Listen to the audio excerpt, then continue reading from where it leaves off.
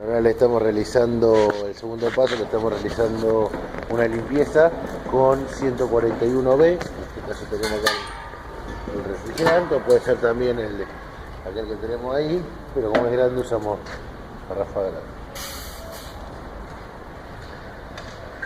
Desarmamos, limpiamos todo, sacamos hasta el forzador, hicimos una limpieza general y bueno, y ahora le estamos ingresando el 141B.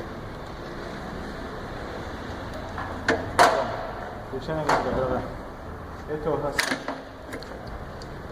Esto es así, a ver, espera un minuto. Esto inyecta acá, baja por este, así que hay que ponerlo así de costado a la cabeza.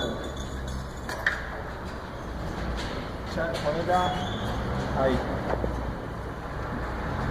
Ahí la puedes tener. A ver, déjame mirar, Sergio. Echala más. Ahí. Tiene que quedar ahí. Porque si no, no sale el que está dentro del tubo recibidor. Guarda la cara, Eduardo. Sí. Ahí están haciendo correr el 141. Tiene que salir por acá.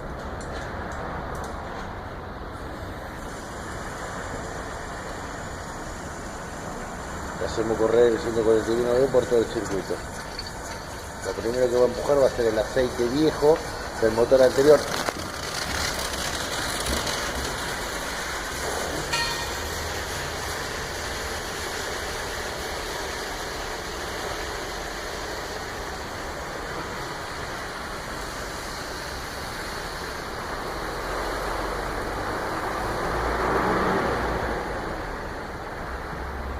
Es un paso muy importante, ya que en caso de no hacer la limpieza se puede poner el motor, va a funcionar, sí, pero va a funcionar ¿cuánto? 1 o 2 años, no el tiempo de vida útil promedio de un motor está bien dimensionado, que está bien y corta bien, que es de 8 años aproximadamente.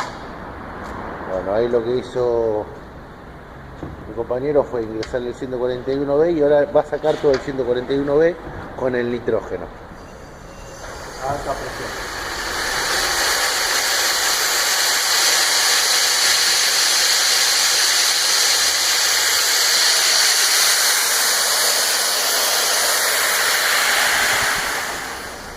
Girala. A ver. Para abajo. Inclinala un cachito ahí.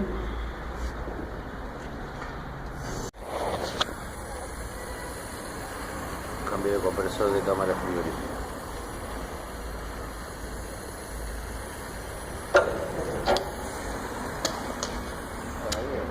R22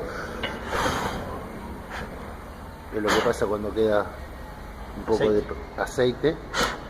Listo, Sergio, llave de 11, tubo. Nosotros lo que hicimos fue sacar toda la unidad condensadora afuera para trabajar más cómodo, ya que este es una porquería, y evitar todos estos gases y vapores que genera la realización del trabajo. Ahora vamos a sacar el compresor, vamos a reemplazar, pero no antes de realizar una limpieza con 141B de ambas unidades, por separado, condensadora y evaporadora adentro. Cuando se cambie el compresor, bueno, se cambia toda la parte eléctrica, ya viene, ¿no?, con el juego, cambio el molecular.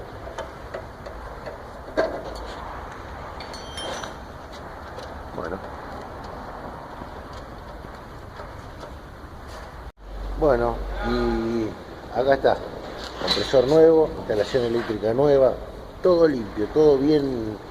Se le realizó la limpieza de interior, se le puso un filtro de deshidratador nuevo, listo, todo lo eléctrico listo para todo con termocontraíble, nada de cinta, como tiene que ser. Bueno, ahora lo vamos a instalar. Bueno, y acá está el trabajo ya realizado, está ahí el compresor trabajando, esta es la temperatura de trabajo de la cámara, quedó perfecto. Le hicimos la limpieza tanto a la condensadora como también a la evaporadora. Aquí tenemos la evaporadora. Un indicador de que esto quedó bien es que todos los caños de la evaporadora esté congelado. Para eso también tiene que estar bien, regulado la válvula de expansión. No, está un poquito ruidoso acá